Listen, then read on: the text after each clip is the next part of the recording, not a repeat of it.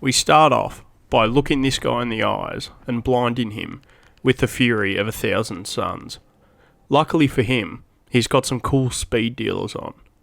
Then we talk to Kareem, and he lets us know that Rice has a crush on us, and that our first objective is to head to some local settlements to collect money.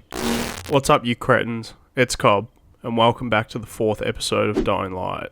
Let's get into it.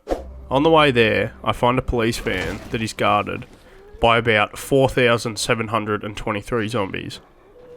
I take them out with no worries and open the police van to find a hammer. Thanks, game. I then head back to the quartermaster to drop off the supplies we picked up last episode. Then I find Alfie, who tells us that we fucked up the power and we have to go back at night to kill some volatiles while turning the power back on. Why the fuck would we do that? This man wants us dead for sure. We head out for the first substation. The game's difficulty is really ramping up. There's a bunch of more aggressive or powerful zombies that are frequently appearing. However, they are no match for Crane's thick Aussie legs. On the way there, I only just now remember that I can make new, cool, modified weapons. So I make a knife that can cause shit to catch fire. I try it out, and it's fucking useless.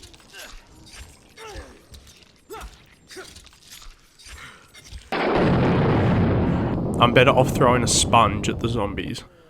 So I make a weapon that I think will actually do something.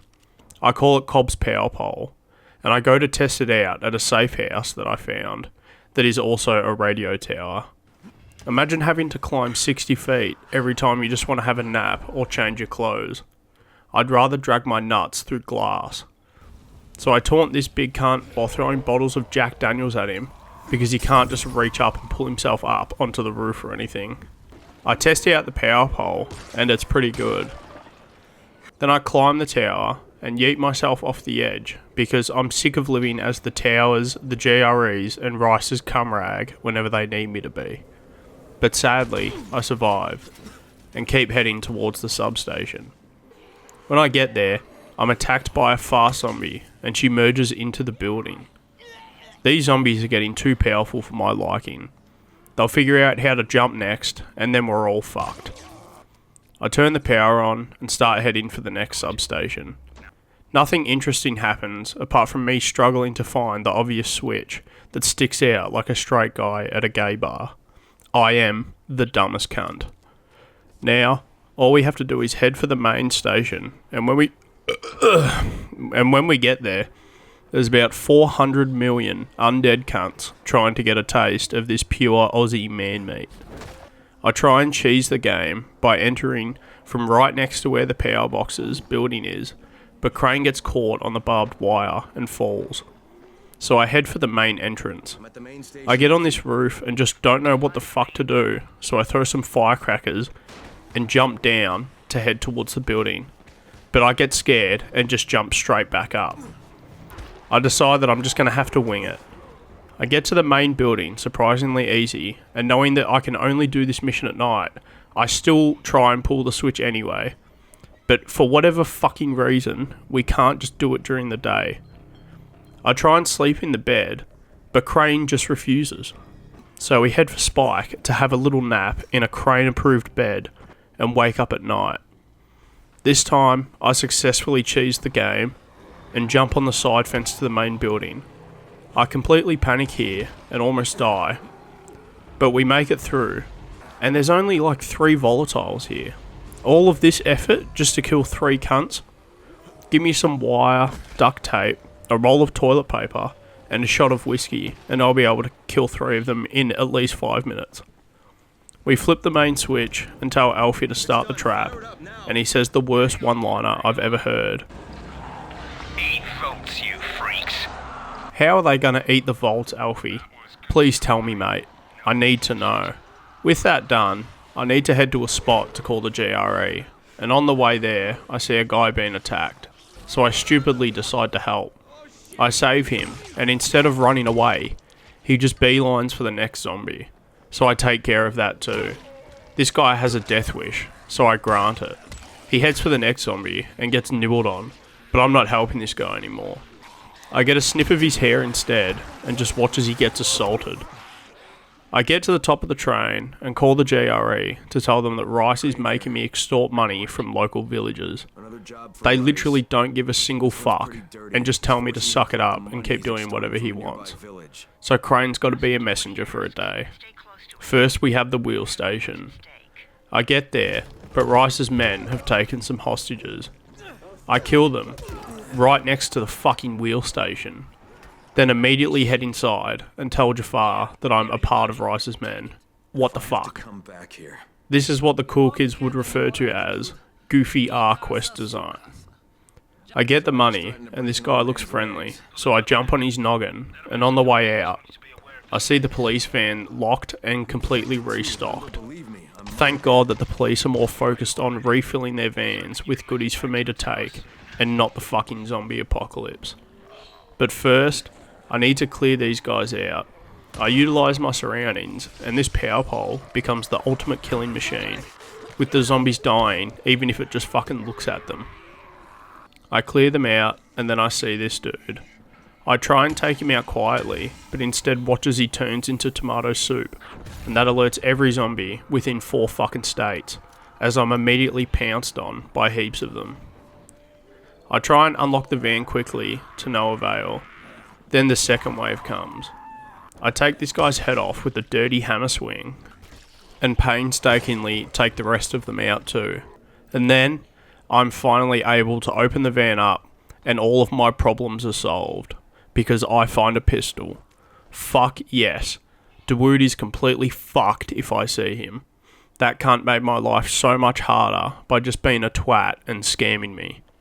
I head to the tunnel entrance to meet the courier, and start looting the building inside. The blokes in Haran look like they eat well. That looks delicious.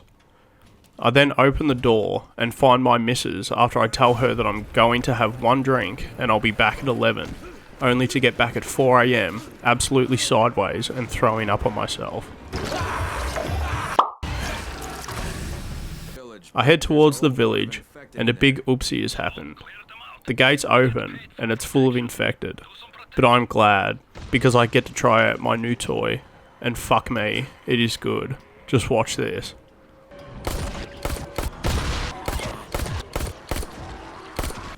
After clearing them out, I shut the gate, and Crane then tells me that I need to shut the gate. You are me, and I am you. Don't try blur the lines between us, Crane, you walking cum stain. I find the dude who runs the village, and his wife seems like a lovely woman to be around. This Furkin gonna kick your ass. Do it, Furkin. Kick his ass. For God's sake, look. She bullies her husband, and we collect the payment.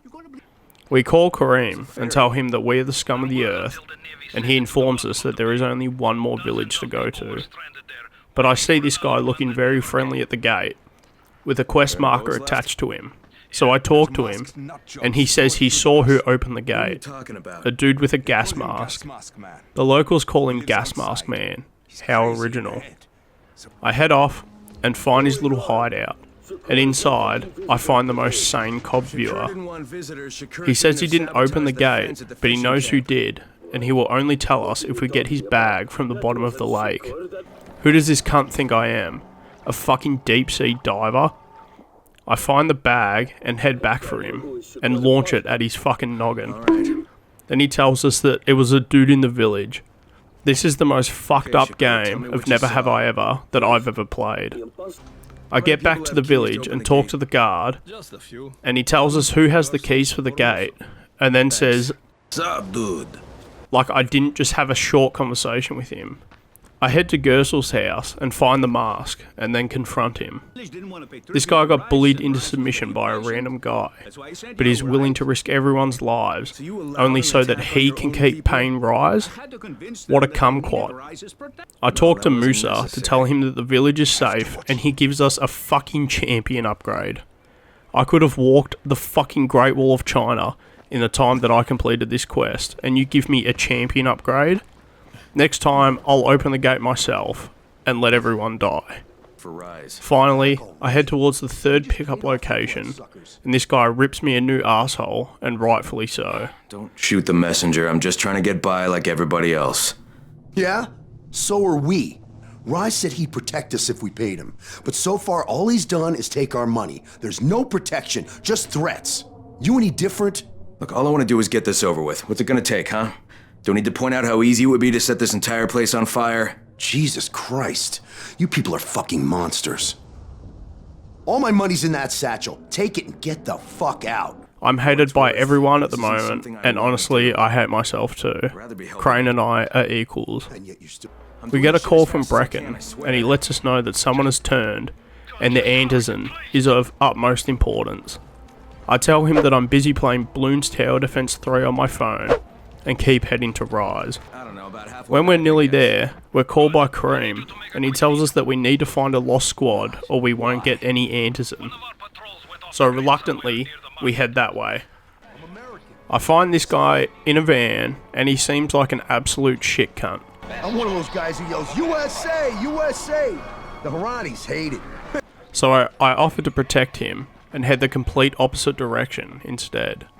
I get to the servo, and all of Rice's men are dead. It's very sad, and then some guy starts blasting at me. Little does he know I was max prestige in Black Ops 2, so I dome him with ease, and then I find the note. I head up to grab his gun, and it's a fucking assault rifle. Crane is so overpowered now, I could take on a tank and still win.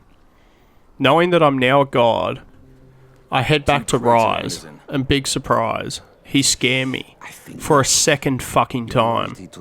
When will Crane learn not to trust anybody who offers a reward for some extremely drawn out and often dangerous quest?